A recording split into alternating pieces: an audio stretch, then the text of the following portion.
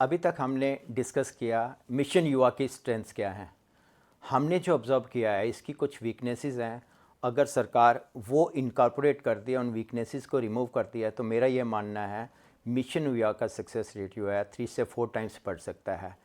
पहला सबसे बड़ा चैलेंज जो रहेगा, डिफरेंट लाइन डिपार्टमेंट्स की इन्वॉल्वमेंट है इसमें। इवन आप ये कहिए कि इसमें आईआईएम की इन्वॉल्वमेंट है, डेजिग्नेटेड यूनिवर्सिटीज़ की इन्वॉल्वमेंट है, प्रिंसिपल डिग्री कॉलेजेस के इन्वॉल्व हैं, प्रिंसिपल आईटीआईज़ के इन्वॉल्व हैं, आरसेटीज़ के इन्वॉल्व हैं, इंचार्ज इन्वॉल्व हैं, क्योंकि मैक्सिमम जो पोटेंशियल है एंटरप्रेन्योरशिप का, जो पढ़े लिखे नौजवानों का, यहीं से निकलेगा। अब ये सब लोग कैसे इनकरेज होंगे, कैसे मोटिवेट होंगे, कैसे स्टेट इनसे कोऑर्डिनेट करके इस स्कीम को इम्प्लीमेंट करवाती है, कैसे युवाओं का चुनाव इनसे हो सकता है, ये बहुत डिपेंड करता है इसकी मिशन युवा की कामयाबी का। उसके बाद हम देखते हैं कि जितनी भी कमेटी अपेक्स लेवल की या एग्जीक्यूटिव लेवल की बनी है, कहीं पे भी आरबीआई और एसएलबीसी को इन्वॉल्व नहीं किया गया। अब चूँकि मिशन युवा स्कीम का मेन मकसद जो है बेरोज़गारों को क्रेडिट मुहैया करवाना है, और दैट टू गारंटी। जब गवर्नमेंट ऑफ इंडिया की सीजीटी एसएमई में कवर कर रहे हैं, तो इसमें रेगुलेटर को होना बहुत ज़रूरी है। रिज़र्व बैंक के बिना ये स्कीम का 100% कामयाब होने में थोड़ा सा डाउट क्रिएट होगा बैंकर्स के मन में भी, क्योंकि सीजीटीएमसी की अगर फ्यूचर में कभी कोई कंप्लेंट आती है उनकी रिकवरी मैकेनिज़्म में, तो that has to be handled by Reserve Bank only. और उसके बाद एसएलबीसी स्टेट में जो है, जिसकी मीटिंग्स भी चेयर करते हैं चीफ सेक्रेटरी या even sometimes chief minister review करते हैं एसएलबीसी को। State level bankers committee overall monitoring body है जो स्टेट में क्रेडिट फ्लो को specially to the priority sector monitor करती है। और चूँकि अभी तक मिशन युवा में जो इन्वॉल्वमेंट है जेके बैंक को ही किया गया है, स्टेट बैंक ऑफ इंडिया, पंजाब नेशनल बैंक, कैनरा बैंक, बैंक ऑफ इंडिया, एचडीएफसी बैंक, आईसीआई बैंक, एक्सिस बैंक, इन सब बैंक्स की ढेर सारी ब्रांचेस हैं हमारी स्टेट में, उनको क्यों नहीं इन्वॉल्व किया गया, ये एक क्वेश्चन है। और उसके साथ ही इसमें कहीं पे भी हमने ये नहीं देखा कि इंडिपेंडेंट ऑब्जर्वर्स को किसी एग्जीक्यूटिव बॉडी में या इम्प्लीमेंटेशन बॉडी में कहीं पे भी इन्वॉल्व किया गया हो।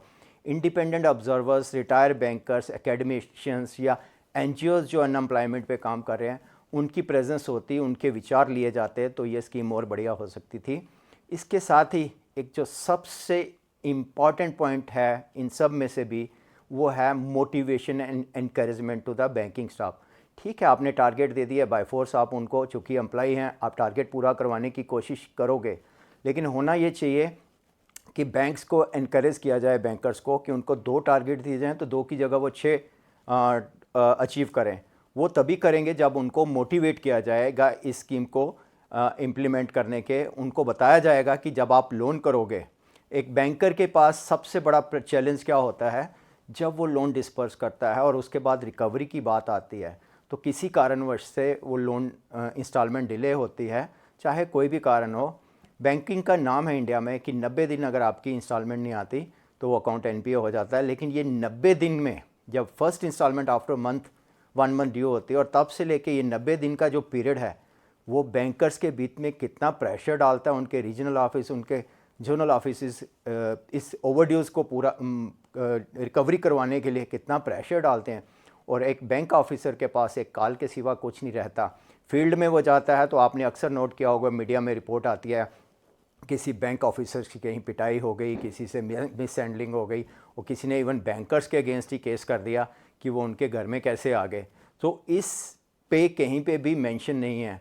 सरकार अगर इस पे भी ध्यान दे कि कल को अकाउंट ओवरड्यूज होते हैं, तो यही मिशन युवा या सरकार की एक बॉडी कोई बैंकर्स की हेल्प करेगी, फॉलो अप मैकेनिज़्म रहेगा, सो दैट ये जो रिकवरी का प्रेशर है वो शेयरिंग हो जाए, बैंक ऑफिसर्स की मैनेजमेंट को भी लगे। बैंक ऑफिसर्स ने भी फॉलो किया है और डेफिनेटली इसको सपोर्ट मिलेगी अगर स्टेट का मैकेनिज़्म भी इसको करेगा।